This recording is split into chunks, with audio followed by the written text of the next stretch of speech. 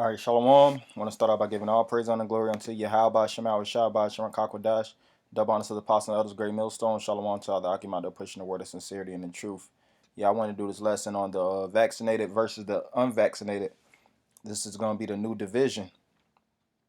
You see these different governors, these different mayors, putting heavy, I had to put emphasis on heavy, but they're putting heavy emphasis on getting jabbed, getting stabbed and jabbed. And if you neglect to do so, then you are basically an enemy of the United States government. You seen what Judge Joe Brown calls a cumquila, but without all the extra, ad hominems. Kamala Harris, you seen her make a statement about you know, if you're not vaccinated, then you basically don't love your neighbor. One of the major things in the scriptures that speaks about loving thy neighbor as thyself and not getting jabbed is a indication that you don't love your neighbor. So indicating that you have hate or resentment for your neighbor, basically implying without saying it in so many words. All right, so that's part of the division right there, and a lot of these citizens are being you know, you know, basically divided in the line in the sand because it's a clear line in the dirt, and they're picking their side, and the side is already chosen for them. If you've been jabbed, then you're on the side of the ones that have been jabbed, and if you haven't been jabbed, then you're on the side of the ones that haven't been jabbed, and they're going to start pushing more heinous laws, enacting a lot more things within the within legislation to mandate it. You see these certain jobs in these certain state regions are starting to mandate it. All right, I've seen in a few of these states they're getting really you know vicious, looking to fire you. It don't matter if you worked at a job 10, 15, 20, 25 years. If you don't get jabbed, then they're getting rid of you, Jack. So you have right here the Alabama Republican Governor Ivey says start blaming the unvaccinated folks for rising COVID cases. Right, so that's straight out the horse's mouth.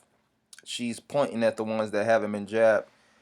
And as a side note, it doesn't even make sense to get jabbed because a lot of people that's being jabbed that have been jabbed are getting sick. All right, they're getting palsy, they're getting all kind of different side effects, and like I said, on top of actually getting the virus all over again. So that's putting a lot of people in a scare, and it's making a lot of people want to step back. All right, I just watched a video the other day with this individual that was in the hospital, and he was fighting the vid. He was basically fighting on to the point of death. He was on the ventilators, and they had the news channel come in and talk to him and ask him, you know, when you get out, are you gonna get jabbed? And he was like, hell no. And it was like, why not? And he was basically saying how the government is pushing it down the throat. The government is not giving you a ultimatum, if that's the right word, giving you the choice or the option to get jabbed or not. They're making it. They're damn near force feeding this jab down your throat. All right, I was on Google Maps. I'm being a little long when I'm gonna read a little bit on this article, get into some scriptures, but just to drive the point home, I was on Google Maps, and they had 4 requirements, and it was matter of fact, I could get back on it right now just to lay it out a little when it pops back up. Bear with me. Yep. So it says find nearby. The first thing on Google Maps is the COVID-19 vaccines. After that is fast food, restaurants, and gas stations. So they're putting this jab above fast food, restaurants, and gas stations. They're making this the number one priority for you to get stabbed and jabbed. And if you don't get jabbed, like I said, they're going to start fining you, throwing you into these different detainment camps. I just seen a China Walmart. It looked like a damn concentration camp. Putting and that includes us. We already know what time it is through the spirit. These are the time of Jacob's trouble. They're gonna try to haul a lot of us into these different internment camps and force us to get jabbed. Which this is a precursor of the microchip. And they're being this belligerent and this aggressive with this jab, all right, or vaccine, then how much more are they going to be when Revelations 13 and 16 fully comes to pass? All right. So it says Alabama Republican Governor Kate Ivey on Thursday called out the unjabbed folks for the rise in the 19 cases in her state. A remarkable plea at a time when many GOP leaders are refusing to urge people to get jabbed, even as COVID-19 cases surge in many parts of the country. Right, and one other thing, a lot of these different lawmakers are not even getting jabbed their damn selves. So that's another part of the division. You got certain individuals that are of in the lawmaking family right now. The ones that's in that same ilk. That's pushing heavily for people to get jabbed, and you got individuals that's pushing against it. So that's part of the division in America. The Lord said that in Matthew 12:25, that Satan's house divided against itself shall not stand. All right, you got the governor of Florida. He's pushing. He already signed into legislation that's going to require where you can still, board your planes and actually go through airlines, and you can actually, live if you don't get jabbed. But you're having certain states that's making it where it's going to be extremely hard to live if you don't get jabbed. So what's going to more than likely happen is going to be which we know is going to be a social divide, and it's going to have it where certain people are going to try to migrate. The prophecy says that in Second Ezra, certain people are going to desire to go into a city and shall not be able, because if you have hundreds of thousands of people in the certain coasts of the world in these Bible Belt areas that's totally anti-jab, and their state is requiring them to, they're going to look to move to the state that's going to be more, going to have a lot more leisure.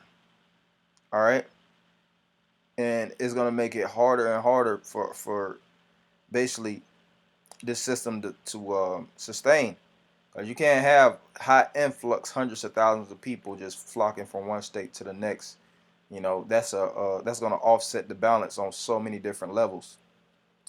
Isaiah 19:2, and that's why these people are, just as a quick point, these people are going to fight back against the government when these different, Biden has these different, you know, enforcers start going door to door knocking and seeing if you have got jabbed or not. You're going to have a lot of people start shooting, start stabbing, beating people, beating individuals with bats, and it's gonna make it where it's gonna be another lockdown. All right, Isaiah 19:2, and I will set the Egyptians against the Egyptians, and they shall fight everyone against his brother, and everyone against his neighbor, city against city, and kingdom against kingdom. All right, so the Lord is dividing the Egyptians against each other. All right, and it's showing itself to be a clear division. And like I said, we already know what time it is. We know that Second Ezra, the 15th chapter, where it speaks about, certain individuals locking horns with their state, local, and federal governments.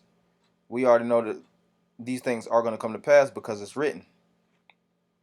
Second Ezra 15:15. For the sword and their destruction draweth nigh, and one people shall stand up to fight against another, and swords in their hands. See, what's the modern day sword? The gun. That's why prior to this virus outbreak, you had a lot of legislation getting signed to ban certain firearms, to make it harsher requirements. I'll say more so, because they didn't necessarily ban, but they made it extremely hard to actually own a firearm.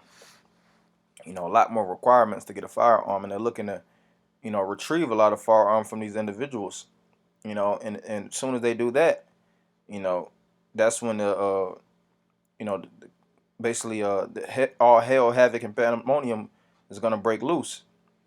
For there shall be sedition among men, and invading one another. They shall not regard the kings nor princes. Who's the modern day kings and princes? Your presidents, your vice presidents, your leaders of the house, all right, your mayors, your local officials, governors, etc., etc. You know, But it says, "And the course of their actions shall stand in their power." Right. So whatever they got their mindset in them to do, they're going to proceed. Just like when you had the disruption at the White House a few months back, that was a spirit that just jumped on them to do so, and they actually led a successful invasion. All right, how much more where it's triple, quadruple? The amount of individuals with more guns, you know, more off of their meds, in a more psychotic state. That's going to lead to, like I said, heavier crackdowns from the government. A man shall desire to go into a city, which I quoted earlier, and shall not be able. For because of their pride, the city shall be troubled, the houses shall be destroyed, and men shall be afraid. A man shall have no pity upon his neighbor, but shall destroy their houses with the sword and spoil their goods, because of the lack of bread and for great tribulation. Right. And we're seeing that now. I just watched a video. This damn devil was in front of this. I don't know if she was an Eve, but it was a woman. Esau was in front of a woman's house, and he basically was saying, tell her to come outside, so because I was gonna rape her and kill her. And he repeated it like 4 or 5 times. He looked like he was off of his meds, man. It looked like something off of a Purge movie. But we're gonna start to see that same vibration, on the common devil at your job making, $16 an hour, $18 an hour. A lot of these people are just gonna go on a frenzy. All right, and I didn't want to make it too long. Just wanted to actually highlight a few points in this because this is the spirit. The video. I'm not gonna click on the video, but it seems like a pretty good watch. Let this devil speak her piece. If brothers desire to, I'll probably watch it after. You know, but hopefully our brothers are edified.